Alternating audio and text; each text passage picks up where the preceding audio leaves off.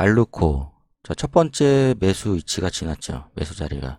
그 다음 자리를 본다 그러면은 같은 선상에서 윗꼬리들이 발생하고 있기 때문에 대략적으로 요 부분, 여기가 한 2분의 1 정도 되겠네요. 여기를 통과할 때 이제 매수 관점으로 보고, 그 다음에 만약에 떨어질 경우, 요 정도에서 자르는 게 좋겠죠. 여기가 이격이 있기 때문에 여기서 50, 그 다음에 여기서 100, 그리고 다음 자리를 봐야겠죠. 만약에 흘러내린다 그러면은 대략적으로 이 부분을 매수 영역으로 볼 수 있습니다. 시간을 좀 끌게 되면은 61선과 21선이 모이는 자리에서 이 위를 주가가 지지해주고 있다면 매수 관점으로 볼 수 있다. 어제 수강생 분이 보내주셨는데 오늘도 상한가 들어갔으니까 이제 퍼센테이지가 더 커졌겠죠. 자, 수강 신청한 지 2주가 조금 넘으신 분인데 열심히 하고 계셔서 보기가 참 좋습니다. 자, 들어오실 때 머리를 싹 다 비우고 오라 그랬죠. 그래서 제가 저렇게 얘기를 했으니까 그대로 해야지, 이 생각만 갖고 있으면 돼요. 여기서 매입가가 상당히 중요하죠. 물론 이제 분봉에서 그 일지 차트를 보면은 좀 더 정확하게 나오겠지만,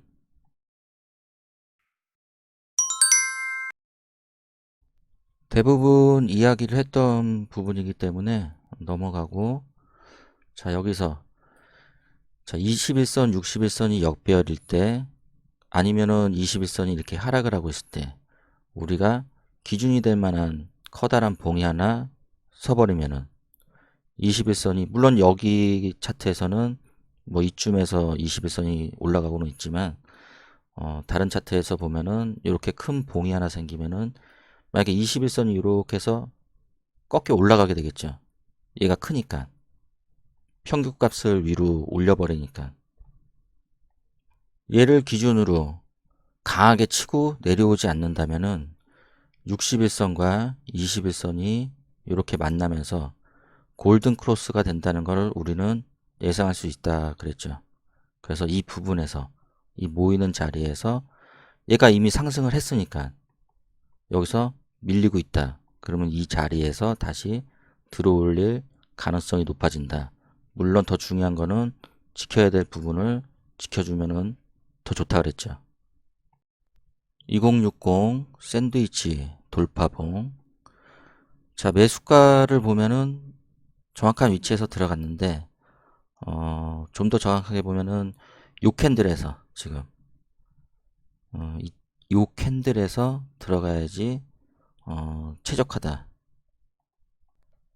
같은 선상에서 데드와 골든이 뭐 2번 이상, 3번 이상 계속적으로 반복이 된다. 그거는 매집일 확률이 높다.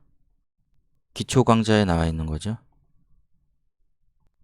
이 친구는 이제 점상이 풀리고 거래량도 좀 나왔기 때문에 오늘부터는 이제 분할로 수익을 조금씩 챙겨가면서, 얘가 이제 어떻게 될지 모르니까 뭐 계속 가든지 아니면 여기서 다음날 뭐 윗꼬리가 달리든지, 주중에 상승했던 종목들이 몇 가지 이제 패턴을 보이기 때문에 그 부분 한번 짚고 넘어가겠습니다.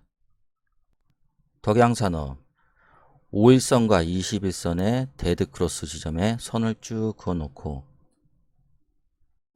이 선을 강하게 치고 올라가는 캔들이 생기면, 아니면은 단봉으로 조금씩 이렇게 올라가면은 5일선이 이렇게 가다가 이렇게 꺾여서 올라가겠죠. 물론 강한 캔들이 생겨도 바로 꺾여버리고, 그럼 우리가 이쯤에서 얘가 골든 크로스가 나오겠구나 예상을 할 수 있다 그랬죠. 이 같은 선상에서. 그러면 이때 우리가 매수 관점으로 볼 수 있다. 그 다음에 강하게 치고 올라가는 캔들을 기준으로 잡고 이 안에서만 주가가 머물고 있다면, 밑으로 빠지지 않고, 그러면은 얘를 올라갈 때 매수 관점으로 볼 수 있다는 거죠.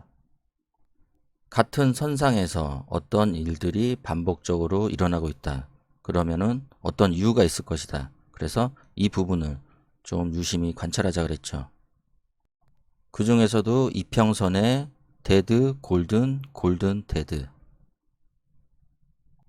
같은 선상에서 데드와 골든을 자꾸 매매하는 거를 여러분들이 들어보지를 못했거나 아니면 익숙하지 않을 거예요.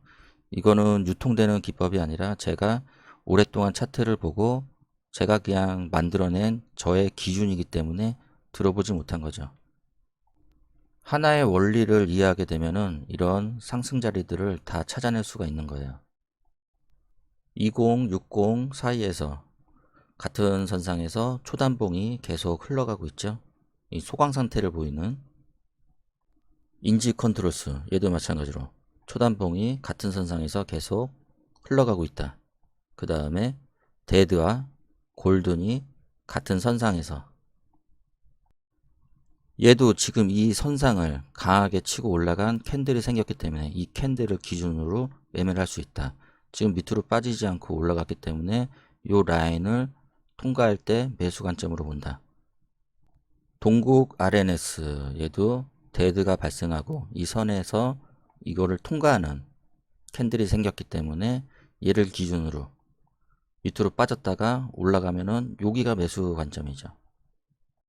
SKC 솔믹스, 얘도 데드와 골든이 같은 선상에서 벌어지고 있다. 얘도 마찬가지로 얘가 캔들이 지금 거래량 싫고 뚫었기 때문에 얘를 기준으로 얘를 올라타면은 매수 관점으로 본다. 데드와 골든이 거리가 짧은 차트도 있고 긴 차트도 있는데 우리가 얘를 잡는 이유는 지금 만약에 21선이 이렇게 가고 있는데 여기서도 이렇게 발생할 수도 있고 그 다음에 21선이 이렇게 내려오고 있는데 여기서도 이렇게 발생할 수 있죠. 상승을 하던 주가가 밀렸을 때 데드 크로스 나는 거를 많이 볼 수 있는데 중요한 거는 지금 중기 이상 관점에서 봤을 때 추세를 유지하고 있는 상태에서 얘가 다시 얘를 치고 올라가면은 얘가 가던 길을 계속 갈 수 있을 것이라는 전제를 깔고 있는 거예요. 동일 고무벨트, 얘도 마찬가지 데드와 골든이 같은 선상에서 이루어지고 있다. 얘도 지금 여기를 강하게 치고 올라간 캔들이 생겼기 때문에 밑으로 빠졌다가 얘를 다시 올라갈 때 여기가 매수 관점이다. 검색식에 떴을 때 웨이브 이 선을 강하게 거래량을 싣고 올라가고 있다 그러면은 바로 매수 관점으로 볼 수 있고, 만약에 늦게 봤다 그러면 다음날 서현, 얘도 데드와 골든이 같은 선상에 있다. 뭐 십자 캔들 잡고 매매를 해도 되고요. NS, 데드와 골든이 같은 선상이다. 그러면 얘가 아니라 지금 얘가 강하게 치고 올라간 캔들이 되고 얘가 기준이 되겠죠. 에이텍, 얘처럼 지금 여기를 좀 확대해서 보면은 자, 이렇게 지금 같은 선상이 아니죠. 이거는 대략적인 같은 선상인데 얘는 밑으로 많이 빠져 있는 상태에서 골든이 나왔다. 아까 얘기한 대로 이런 식으로 나올 수도 있고요. 얘와 지금 얘가 이격이 그렇게 크지 않다면은 얘를 기준으로 해서 얘를 통과하는 캔들이 기준이 되는 거예요. 이격이 커버리면 어떻게 돼요? 여기가 이격이 넓어졌다. 그러면은 이미 많이 상승한 상태에서 얘를 뚫고 가기 때문에 여기서 밀릴 수가 있죠. 그래서 이격이 좀 좁은 상태에서 이런 차트를 발견하면은 얘를 기준으로 얘를 돌파하는 캔들을 붙잡고 매매를 할 수 있습니다. 다시 한번 정리를 해볼게요. 중요한 내용이기 때문에 숙지를 좀 하고 있었으면 좋겠습니다. 자기가 상승 종목이든 아니면 21선 돌파 종목을 둘러보고 있다가 추세를 유지한 상태에서 중기 이평이나 아니면 추세를 이렇게 유지한 상태에서 데드 자리를 발견했다.